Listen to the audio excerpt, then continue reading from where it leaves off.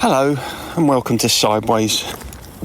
I'm feeling quite pleased with myself this morning because after all the rain we've been having this week, I thought I'd better wear my Wellingtons for a walk in the park. I thought it would be muddy, and it is, although Wellingtons and shorts isn't a particularly good look. But there we are. Anyway, this week we're talking about assumptions, why we make them, and the negative role they play in our lives. We've also covered a whole host of other subjects. The price of pillows, the importance of comfortable footwear, corporate speak, is it okay to be drunk in charge of the kids, what Agatha Christie had to say about assumptions, religious cults, and John Denver. Making an ass out of you and me. Hello. Just 1 second. Alexa, disconnect from iPhone. Now disconnected from Martin's iPhone. Sorry, mate, your voice was coming out of my Alexa speaker across the other side of the room, and it was a bit disconcerting. It must be quite nice to think that I'm sort of omnipresent. Yeah, I can't hear you at all now, which is a bit weird. Okay, try again now. 1 2 1 2 testing. Is That's that working? I'm back in the room. That's what we say in hypnosis, you know. Back in the room. Back in the room. Actually, I've never used that phrase in any hypnosis that I've done. Back in the room. I'd feel too much like a stage hypnotist, as if I'd been asking someone to eat an onion, pretending or thinking it was an apple. Yeah, it's very Darren Brown, mate, isn't it? Well, I was trying to avoid the Darren Brown comparison there because he's kind of a cut above, isn't he, really? He knows what he's doing. You cut out altogether then? Should we start this again? No, it's good. It's real, isn't it? It's real life. It is, yeah. Completely disjointed. Yeah. Not making any sense at all. Anyway, I bought some pillows, right? Okay, go on. Yeah. I don't know when the last time you bought pillows was, but pillows are very, very expensive. And it got me to thinking, I thought I'd ask you a question because, you know, I like to ask you a question.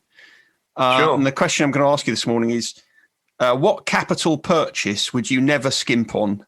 Oh, difficult one to say, really. Probably footwear. Footwear, excellent. Immediately, as soon as you said that, the thing I thought about was when you almost slipped over when we went for a walk just before Christmas, and you'd said you had your walking shoes on, and it was muddy, and they were like bowling shoes. You were slipping around like Bambi. I was, yeah. They were very expensive as well. I just got them muddy, and I didn't like it. I remember now. Yeah, you're bringing back the pain. Actually, footwear, I hadn't thought of footwear, but footwear is quite a good choice. That's quite a good choice, isn't it? Yeah, I don't think you should skimp on footwear. Do you mean any footwear? I mean, would that include a carpet slipper?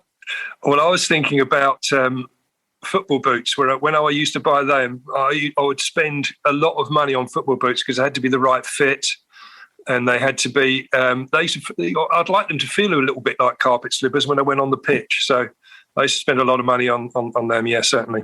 Yeah, so it'd be disappointing, wouldn't it, if you'd spent a lot of money on your football boots and you got left out of the team for a cup final? Yeah, I had my Puma Flamingos on as well that day, I remember. Were they pink? No, they were flamingo rather than flamingo. Flamengo rather than flamingo. Yes. Yeah, exactly. Okay, good. Well, that's good. Yeah, shoes is a good answer. I was thinking bedding. Bedding is something I don't think you should skimp on. But shoes as well. I mean, it's all about personal comfort, isn't it? We're both going for personal comfort. Do you think that's reflective of our age? I think it probably is. But I mean, pillows. You know, I was trying to think the last time I did buy a pair of pillows, probably about 2 years ago, and they weren't that expensive, I don't think. But then I expect you go for Goose Down or something like that, don't you? No, I didn't. But the thing about a cheap pillow is, after you've slept on it for a little while, it goes all sort of lumpy and bumpy, and it's like having your head on a sack of King Edwards. Yeah, it is. Yeah, no, you're right. They are the top end. Your top end pillow is better for you, isn't it?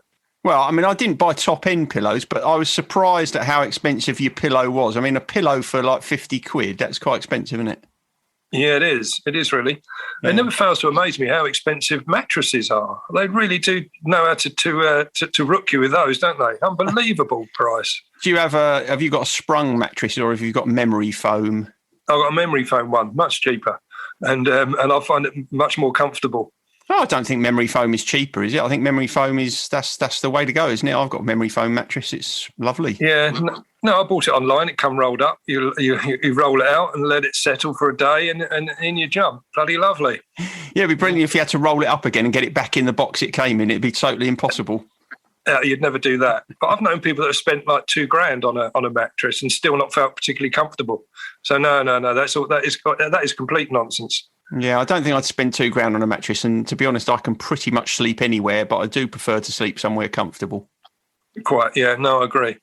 Good. So that's that out of the way. So is bedding what you wanted to talk about this week? No. Okay. What I wanted to talk about is an idea we had some time ago, and I've sort of kicked it about a bit and until I could come up with something that sort of fitted the very loose boundaries we have, or we like to portray on these podcasts. Because I think we were originally laughing at the awful management speak phrases that we were subjected to back in the day when we were working in the corporate world. I mean, there's a lot of them about, aren't there? Run them up a flagpole, see who salutes it. That sort of thing. Yeah, let's have a thought shower. Which always used to make me cringe. Or let's have a little walk together up the strategic staircase. It's all bollocks, mate. Let's bounce some ideas around. That's another one I didn't like. Yeah, there's one that came up recently that made me laugh because I was discussing this with someone not that long ago actually, and they came up with the phrase that I said, surely that can't be a phrase they've heard. And I said, yeah, it was used at a training day, and that was, can I stir fry an idea in your think wok and see what sizzles?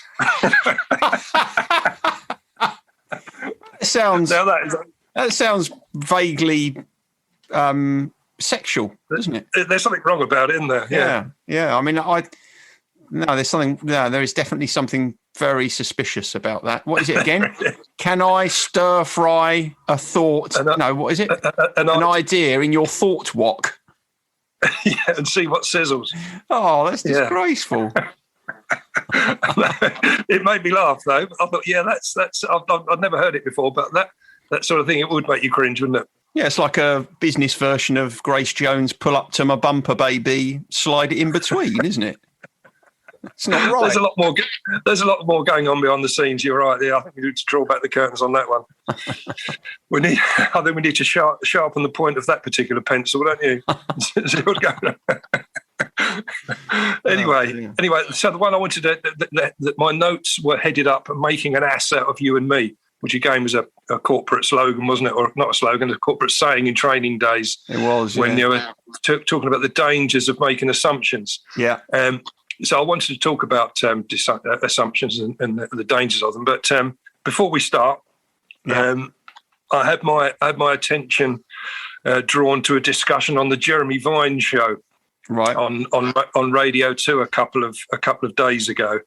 So I went on to the BB Sounds to have a listen, and they were discussing, right, whether it's okay to get a little bit drunk when you're looking after young children. Okay, right. No. Well, that was my initial thought was, why is this even a discussion? Surely that's taken as read. Anyway, Vine was sort of opening up the door on this one and saying, is it okay to settle down and have a nice big bottle of wine once the kids were in bed? I mean, most people were ringing in to say, no, it wasn't. Although I can't imagine anyone going on and trying to defend that issue particularly. But there were one or two people sort of half-heartedly defending it. But Vine said, we used a phrase. He said, "Well, I suppose how drunk you are," and it put it on a scale, right? It used three words to describe the three stages of being drunk. It was, are you trolleyed? Are you tipsy? Yeah. Or are you trolleyed? Or are you totally wombled? Womble. Totally, I don't think I know that totally one. Womble. Yeah, so that's the stage. And looking back on it, I would have. Back in the day, I would have been drinking at the time when I was looking after my kids. But it was always when my wife was there, it was pretty much teetotal. But there was a lot of points that sort of arose out of that. I mean, it was a discussion which I thought didn't need to be had, but perhaps it does, because people are indulging in this, and they're talking about what happens when if you do get completely wombled and you've got to drive the kids to school the next day. You're still over the limit. You're still problematic. Or they brought up the point about people said they'd seen parents with their children at festivals, and the parents were completely drunk. Yeah. And I thought, I've seen that. I've totally seen that, which again is, apparently it's illegal to be in a public space in charge of a minor where you're drunk. I didn't know that, but apparently that is the case. And then they brought up the point was, if you got home after a night out, you and your wife or whatever got home, and the babysitter was drunk, that was you'd go up the wall, wouldn't you? But that's like the same effective as you being at home looking after them.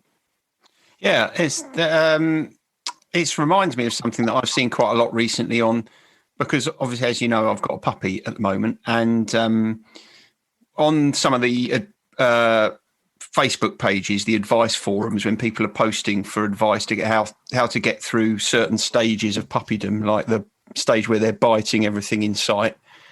Almost without exception, someone is always suggesting, "Oh, have a nice bottle of wine or have a couple of gin and tonics. That'll get you through it." It's like that whole, and I think that same thing's going on with children, isn't it? When you've got small children, we both know small children are hard work. And I wonder if what's going on there is that, when you get the children to bed, you think, "Oh, I'd like to open a bottle of wine now." It's like it's back to that whole the simplest route to unwinding and relaxing is via alcohol. Yeah, and again, it's got a relationship with alcohol, and society's relationship with alcohol is brought into question there. And I think that's what I brought away from the discussions on the Jeremy Vine show. But it was a bit of an eye opener, I must admit. No. But sort of as a bit of a segue, if you like, I'm going to tell you what the segue is onto the main topic we want to discuss today, on assumptions. I remember a guy I used to know he was quite a big drinker himself, but he'd always like to arrange perhaps a taxi or whatever he was going out to a function. I remember one occasion he told me one of his mates said, "Oh, I'll come and pick you up." And he assumed that was going to be fine. But when his mate turned up, he was drunker than he was. So he had to get a taxi. He had to get a taxi for him and the driver home, and then to go pick up the car the next day. That's quite good. Actually, as segues go, that's quite a good one. It's not bad, is it? No. Assumptions, according to Agatha Christie, assumptions are dangerous things. Now, I know that's not the most thought-provoking of quotes, granted, but it's but it neatly leads on to what I wanted to talk about, really. Well, Agatha Christie, she was in the business, wasn't she, of trying to lead people to make assumptions, only then to show them at the last moment that they were absolutely barking up the wrong. I was going to say barking up the wrong path, but I'm mixing me metaphors. Mixing your metaphors there, mate. Yeah. You're almost drifting back into corporate speak. Or like Ethel from EastEnders. Yeah, she could mix a metaphor, couldn't she? Yeah. Anyway, you look a bit like Ethel, anyway. Do I? Yeah. You look a bit like Nuno Espirito Santos today. You don't actually. I just wanted to say that name, especially now he's become manager of Tottenham, hasn't he? Oh, you had to get football in, didn't you? Oh. I couldn't help it, mate. Anyway, just to define what assumptions are to begin with, it's where you accept that something is true or will happen without any real proof. And we all do that we do that all the time. And I was looking back at I was thinking about the groups I'm running and getting involved in, and something I went through myself as well was one of the major stumbling blocks of going into recovery is the assumption that life is suddenly going to become very boring, or you assume it's going to be too hard to do. There's all these assumptions you make and try and put these little barriers in the way, and that happens all the time. I mean, being the other side of the fence now, as it were, further on down the line, life is much less boring than it ever was and much less complicated. I'd have made all these assumptions that clearly weren't true. And I made the assumption I was going to become quite a boring person. And that's obviously complete nonsense, as you can tell. Yeah, I mean, to be honest, you haven't really changed from where you were when you were drinking. You were boring then and you're boring now. So, that would be one aspect of you that I'd say the needle hasn't really shifted. I mean, generally, though, a lot of people are much more interested in talking to me as a sober person and going through recovery and talk to me about my experiences rather than sort of avoiding me as a gibbering drunkard. So I think what your assessment is not totally true. Well, okay. Just on that then, that you recognised that the assumption you made was that it'd be too difficult or you become very boring. As I say, that's not really an assumption, that it is based in fact. But what do you think it was that led you to make that assumption? Why do you think? What was the benefit of you making that assumption? Because you're seeing this situation in front of you. Well, I could now go into recovery. It would probably be a good idea if I went into recovery, but I'm making the assumption that I'm going to be boring or it's going to be too difficult and therefore I'm not going to do it. Was that the benefit? You didn't have to then do it. Exactly. I wanted to defend my position. And when all addicts will tell you, the last thing I want to do is to admit they've got an issue they've got to deal with. But if they do admit it, it's trying to give it up or wanting to give it up. Right. So essentially there, you're making an assumption because to make an alternative assumption, which is, my assumption is that when I go into recovery, my life will be better. The problem with making that assumption is that it requires you then to do some hard work. Yeah, exactly. Yeah, exactly. I was putting barriers up, which I see it all the time when people are struggling. I see it all the time. They put these barriers up and they're making assumptions as to how life is going to be. And you really don't know until you get there. You have to place some trust in the people that are doing it and are thriving in the recovery community rather than what you assume is going to be the case when you get there yourself. Right. So one of the things perhaps we can tentatively conclude about assumptions is that we make them sometimes because they're easier than doing the hard work of searching for facts. Yeah, they are. I mean, we all make these assumptions, don't we? And I think it's all you need is sort of incomplete information about the situation, and you fill in the gaps yourself. And I think that's what happens. But yeah, they are the easy way out. Mm. They're the path of least resistance, aren't they? But unfortunately, it's also the path of least growth. Yeah, so, absolutely. Yeah, growth is an important factor. When we talked about filling in the blanks in the information, the incomplete information you have, and it was saying often we will fill it, or mostly when we're making this assumption, we're filling in those blanks we interpret what we see and what we hear, and the interpretation comes from past experiences that seem similar, which I'd imagine from a psychotherapist's point of view, that sort of rings true, doesn't it, when we're leaning on previous experiences to dictate how we think about things going forward. And the assumption we make is, well, if that was what it was like before, it's definitely going to be like that in the future, which is one of the most destructive and disempowering assumptions we can make. Yeah, and I think it's even worse when emotions come into play, aren't it? If you're making these assumptions whilst you're emotionally unstable, if you're really upset, or if you're depressed, or if you're crying or whatever, then we're filling in gaps without rationally thinking about it. Yeah. So, again, it sort of illustrates the dangers of it, and they can stop you taking responsibility for your life, which is why. When I was talking earlier on about the path into recovery, we put hurdles in the way. We make assumptions about what's going to happen on the other side. And for me, it stopped me taking responsibility of what needed to happen to me right there and then. Yeah, exactly. Assumptions have a tendency to make us unhappy. And when we already feel bad about ourselves, they are very good at helping us to perpetuate that negative self-image. If you think you're a shit, then you look at life through that prism, and everything that happens to you, you find a way of interpreting it in such a way that says, that's because that person doesn't like me, or that person doesn't value me, or that's because I'm no good at this. I mean, that they're the kind of destructive ways in which assumptions, play havoc with our lives. They do, and they allow you to hide behind your version of the story, don't they? that puts you up as a shield against it. It means you don't have to own part of the actual true story, and you prefer to blame others for your misfortune. Again, something I went through before going into recovery. I didn't want to take the responsibility, but I certainly didn't want to blame myself. I wanted to blame everyone else for what had happened to me.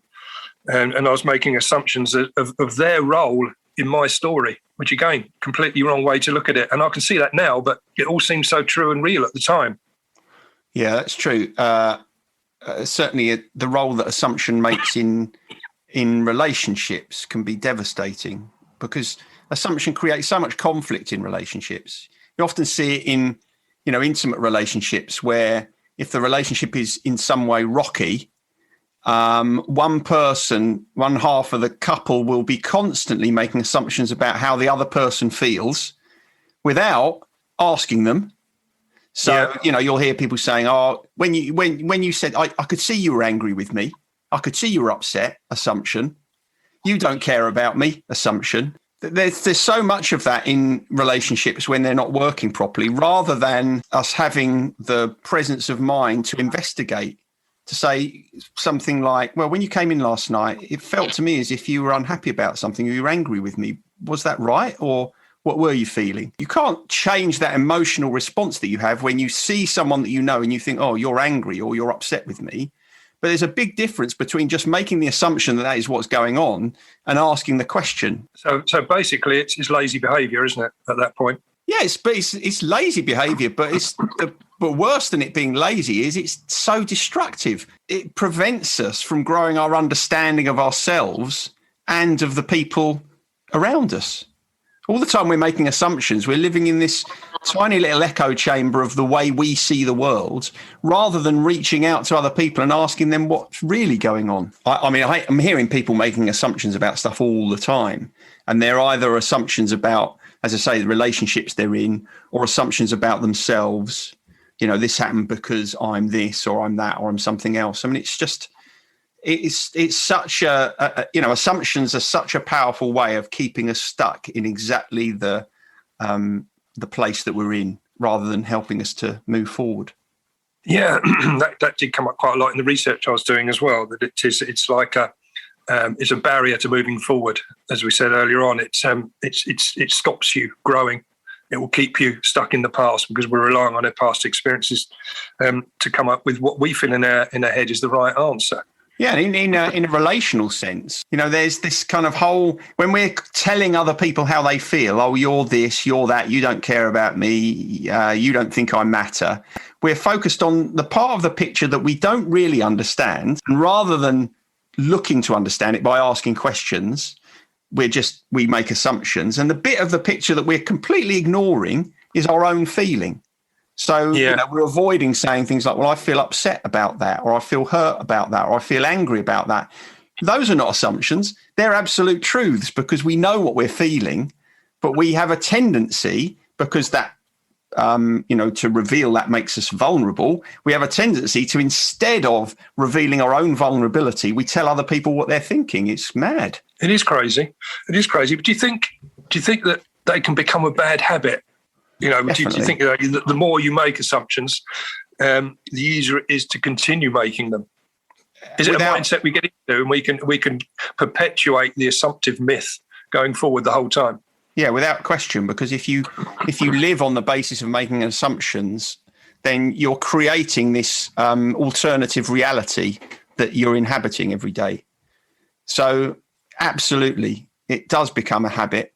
And what it requires is for someone at some point to be able to try to help us see what we're doing. It's really, really tough to get people out of making assumptions. Sometimes I will sit with people and I'll say, well, that's an assumption, or that's an assumption. And it gets to the point where it feels like I'm making them angry, because I'm calling them out on, the way that they're seeing the world, that is not based in truth. It's not based in fact, but it is their genuine feeling about what is reality. And the other place, in which assumptions are so destructive is in anxiety. Anxiety is full of assumption. You know, we feel fearful about something. We're telling ourselves that something terrible is going to happen. That's an assumption.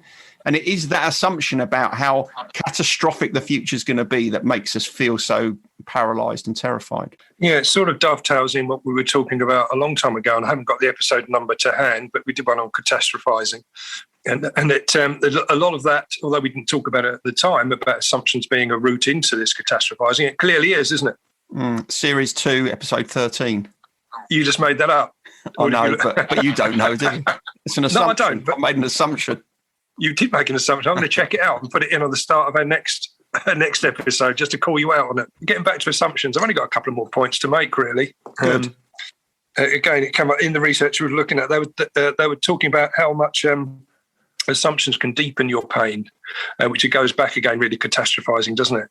And the more you sort of pick at that sore, the more painful it gets. So the more powerful the assumption you're making, because we embellish assumptions all the time as well, don't we? We start off with a small assumption, and then we'll add another layer on, and another layer on, and another layer on, until it comes to this awful soup of assumptions, which there's very little truth swimming about in it whatsoever. Assumption soup. Assumption soup, yeah. Does it have croutons in it? I mean, one of the reasons why we're so attracted to assumption is because they kind of help us to fulfill one of our fundamental human needs, which is the need to feel certain about stuff. So we make assumptions because we don't like ambiguity. We don't like not knowing. We don't like having kind of open questions there. So we fill the space in. We say, oh, well, there isn't a ready-made factual answer. I'll just make one up. So there's kind of something understandable psychologically about us doing it, but I think the important thing is for us to understand how destructive it is when most of the truth that we're creating or that we think is truth is actually nothing of the sort. No, I can understand that. I can understand that, which is why we do lean on. I suppose, it's a certain extent, it's why sort of religious cults get started, aren't they? Where people want to, the gaps are all filled in, and they're told this is exactly how you've got to behave. This is exactly what's happened in the past, and all the work is done for you. Mm. What's your favourite religious cult? Religious cult? Well, I think all religions start off as cults, don't they? Because they've got to, really, haven't they? Start off quite small and then they get bigger. I suppose the difference between a cult and a religion is size, isn't it? Is it? That's interesting. There's a debate. I don't know. I've never really thought about it. And we're going into very difficult waters there, I'd imagine, aren't we? So how many people do I need in my religion before I can go from calling it a cult to calling it a religion? I don't know. More than two?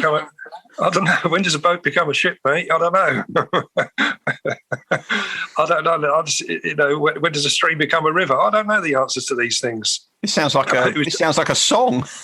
Is that John Denver?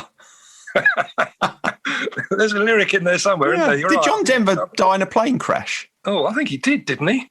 Did he? I don't know whether I've made that up in my mind because he wrote Leaving on a Jet Plane. Yeah, he was literally leaving on a jet plane, but I kind of feel there's got an element of truth in there. We'll have to look that up because I'm assuming he's dead. I'm assuming he did die. I think he is dead. Yeah, I think he is dead. He looked like my brother's friend, Brian King. Did he? Story. Yeah, Brian King. My brother told me once that when they went on a school trip, a school holiday for a week somewhere. I don't know if this is true or not, but it's a brilliant story. I might have told you this before. And Brian King was standing on a wall on day one of his holiday at the seaside, counting his money, and a donkey came up and ate it. I mean, it sounds quite fanciful, but it'd be great if it's true. I'm assuming at this point it was notes that the donkey ate rather than a collection of coins. Yeah, I think it was like pound notes. I don't know. He probably had £5 or £7. I mean, this is a long time ago. But sure. Yeah. Right. So John Denver, death. Yes. John Denver died on the afternoon of October 12th, 1997, when his light home-built aircraft crashed into Monterey Bay. So there we are. He did die in a plane. You're asking for trouble if you could make one yourself. You're asking for trouble, aren't you? Leave it in the hands of the experts, John. I know I can't posthumously help you out on this one, but That sounds like it's an accident waiting to happen, mate. It's madness, isn't it? I mean, I put up some hooks to hang some guitars on the wall this weekend, and that's given me the shivers, thinking that they might fall off the wall and damp and get. Well, exactly. That's it's a far cry from that to building my own aircraft. I won't be doing that anytime soon. No. Anyway, but he's sadly missed then, really, isn't he? Yeah. Although I've never been a big fan of John Denver, but he's done one or two nice little tunes. I think Leaving on a Jet Plane was probably one of the first songs I had learnt to play on the guitar. Well, I want to go on to the gratitude list, really. Okay, good. Okay, yep. And this is anything else you wanted to? I'm assumed that you finished what you wanted to say. I have. So why don't you go first with your gratitude this week? All right. Well, I've got a number to choose for you afterwards. Yeah. Okay. But my gratitude list, which it's probably a permanent one on there, because even after a number of years in recovery, going to bed sober is still brilliant.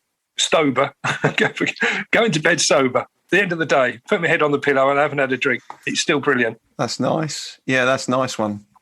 Yeah, I mean that kind of epitomises true gratitude, I think, because it's such a simple thing, but actually inherent in it is a great deal of difficulty and complexity. Nicely summed up. And I think it's when I go in groups and I'm watching people struggle, I feel deeply sort of emotionally involved in their turmoil because I can remember it so well, which increases the gratitude when I do put my head on the pillow that I'm not still in the madness. Yeah, very good. I like that one. It's good. Okay, so I'm going to choose because I've kept a list of the numbers I've asked for you already. Of course you have. You've got on a spreadsheet.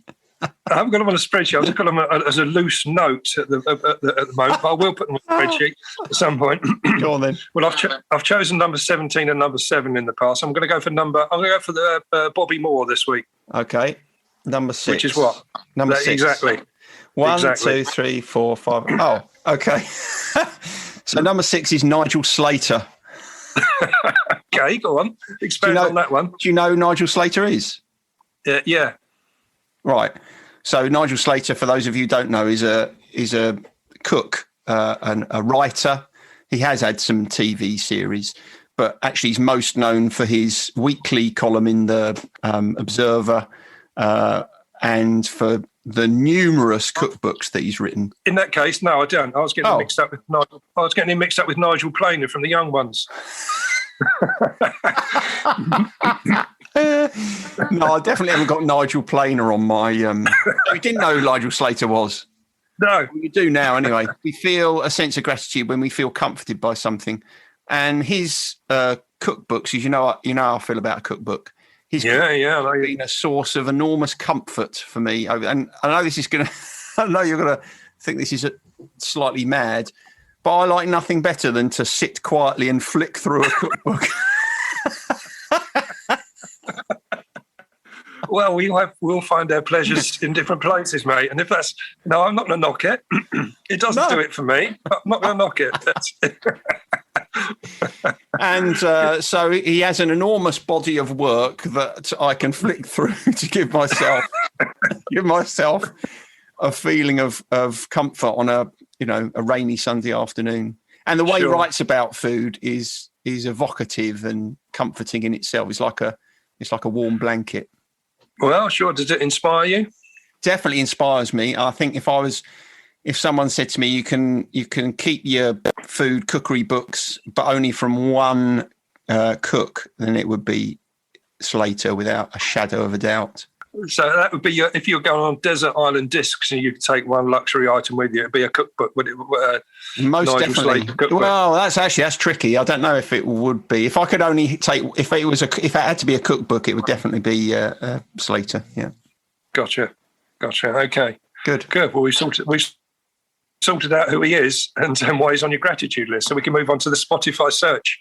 Yeah. If we may. Yeah. Assumption. Hang on. No, I can't think of any songs. Assumption or Assume or. No, it's tough. There was a good one which I'm sure you'd appreciate. A track called "False Assumptions" by Wormrot. Yeah, well, they're a Singaporean grindcore band, and it is just noise basically, which is the name of the album it comes from as well. It's just called Noise. But hang on, wait a minute. Singapore grindcore. Yeah. Yeah, I mean, as niches go, that's quite a small one, isn't it? You've got to get alongside it, mate. Don't you to try it. Try it and see. It No. won't. I can make the assumption that you won't like it. I can make the assumption that I won't like it, and that is an assumption that is pretty. I'd say that is a pretty firm bet. This, the very name worm rock doesn't give it a very comfortable feeling about it, does it? No, I won't be indulging in that. I don't suppose. No, okay. We might like "Don't Assume" by Eat the Lemon, which are Right. which is their they describe themselves as one of the probably one of the best unsigned bands around. And having listened to some of their music, I sort of agree with them. Right. But I'm not. So I do like them, but I'm not going to put them on on the Spotify list. The track I've chosen is "Assumptions" by Dawn of Oblivion. Now they're a Swedish goth metal band, and I think you quite like it. It's quite the actual track "Assumptions" reminds me of "Gut Feeling" by Devo. It's got this lovely feel to it. So I think I do like. I genuinely like the track. What's it called? Who's it by? Assumptions. It's called, is it? I'm listening to it now as we talk. Are you? Oh, it's actually the introduction's quite long, isn't it? It is, but it's got a it's I suppose the feel of it, as I say, it's sort of Devo-ish, but with a sort of a slightly metal angle on it. So yeah, I like it. It reminded me of "See You There." Very much so. In that the great band from the early '80s. Yeah, it reminded me of "Blue Gazebo" by them. Only played in pubs in Maidstone in the early '80s. Oh no, come on, and Gillingham. Well, I think they were very, very big in the Medway towns, as I recall. Yeah, great singer in the band. Anyway, let's move on. Let's complete it. Complete this episode, shall we? Before we trip on too much. Let's do that. Okay, bye. All right, see you later. Take it easy. Sideways was created by Graham Landy and Martin Pankhurst. If you want to read more about our work or sort through the extensive archive of past episodes, just visit grahamlandy-wellbeing.co.uk/sideways-podcast. You can follow us on Twitter or Facebook or Instagram at Sideways Podcast, and you can email us if you have a question or if there's something you'd like us to cover. But most of all, we want to tell you how grateful we are that you come and listen, and we ask that if you've enjoyed what you've heard, that you spread the word. And we'll see you next week.